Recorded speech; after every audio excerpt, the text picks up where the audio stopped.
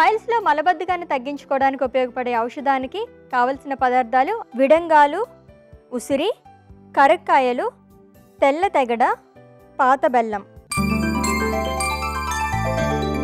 ముందుగా స్టవ్ వెలిగించి బాండీ పెట్టుకుందాం. ఓకే.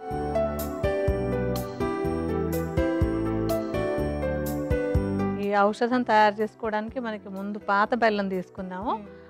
సుమారుగా ఒక 100 గ్రాముల పాత బెల్లాన్ని తీసుకుని ముకుట్లో వేసుకుందాము. ఇందులో కొద్దిగా పోద్దాం నీళ్ళు పాకం కోసమని.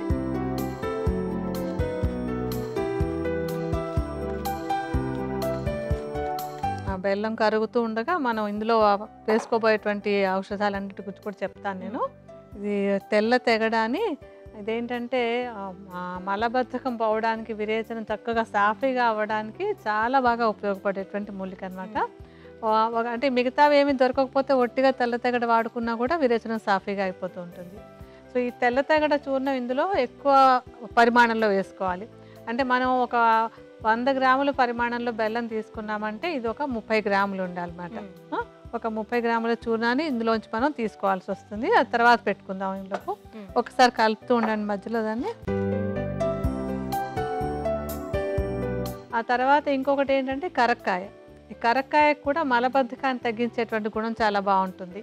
అంటే తేలికపాటి మలబద్ధకం ఉన్నటువంటి వాళ్ళకి, అంటే ఎక్కువ కాకుండా లైట్గా మలబద్ధకం ఉన్నట్టయితే ఒట్టిగా కరక్కాయ పొడిని నీళ్ళలో కలుపుకుని తాగినా విరేచనం సాఫీగా అయిపోతుంది. సో మనకి ఇందులో ఈ సమస్యలో ఏంటంటే పైల్స్ కూడా ఉంది కనుక కొంచెం అన్ని ఎక్కువ మూలికలతో తయారు చేస్తున్నాం మనం.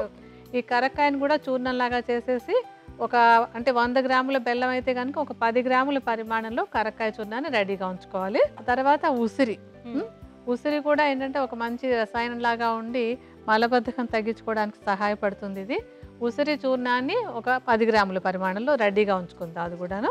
ఇంకొకటి ఏంటంటే విడంగాలు కూడా విరేచనం సాఫీగా అవ్వడానికి ఉపయోగపడమే కాకుండా ఒకవేళ ఏదైనా మలంలో ఇన్ఫెక్షన్ లాంటిది అది ఉంటే కూడా తగ్గడానికి కూడా సహాయపడుతుంది.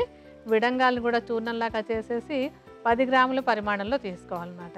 మొత్తం మీద ఏంటంటే ఒక భాగం కరక్కాయల చూర్ణము, ఒక భాగం ఉసిరి చూర్ణము, ఒక భాగం విడంగాల చూర్ణం పెట్టుకుంటే 3 భాగాలుగా, అంటే ఒక 3 భాగాల పరిమాణంలో తెల్ల తెగడ చూర్ణం. వీటన్నింటికి ఒక 10 భాగాలు బెల్లం అనమాట. అంటే 100 గ్రాముల పరిమాణం కాకుండా మీరు ఇంకొక పరిమాణంలో చేసుకోవాలన్నా కూడా ఈ కొలతల ప్రకారం ఉంచుకోవాలి.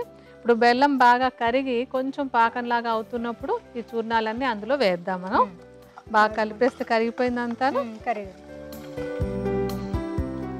ఇందులో ఒక 3 చెంచాల పరిమాణంలో ఈ తెగడ చూర్ణం వేద్దాం.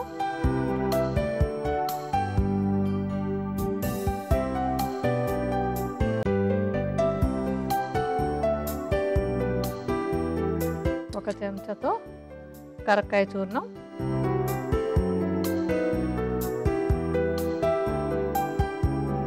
ఒక చెంచాడు ఉసిరి చూర్ణం, అలాగే ఒక చెంచాడు విడంగాల చూర్ణం వేసుకోవాలి. అన్నీ కూడా బాగా కలిపేసేయండి. ఇప్పుడు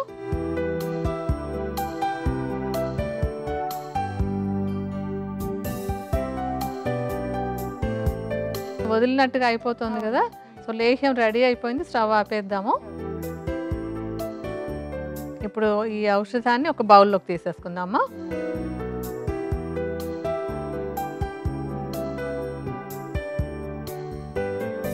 మరి డాక్టర్ గారు, ఈ తయారైన లేహ్యాన్ని ఏ విధంగా ఉపయోగించాలంటారు?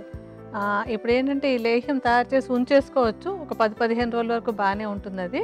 దీన్ని సుమారుగా ఒక 10 గ్రాముల పరిమాణంలో ఆహారం తీసుకోవడానికి ముందు రాత్రిపూట వేసుకున్నట్టయితే ఏమవుతుందంటే, అంటే రాత్రి గుర్తుపెట్టుకోవాలి, ఆహారం తీసుకోవడానికి ఒక 10 నిమిషాల ముందు వేసేసుకోవాలి. ఒక 10 గ్రాముల పరిమాణాలు అంటే సుమారుగా ఇంత సైజులో వస్తుంది. అలా వేసుకున్నట్టయితే కనుక మర్నాడు ఉదయం విరేచనం సాఫీగా అయిపోతుంది అనమాట. అలా కొంచెం రోజులు వేసుకునేటప్పటికి విరేచనం సాఫీగా అయిపోయినట్టయితే కనుక ఈ పైల్స్ సమస్య కూడా అదుపులోకి రావడానికి ఇది సహాయపడుతుంది. ఓకే.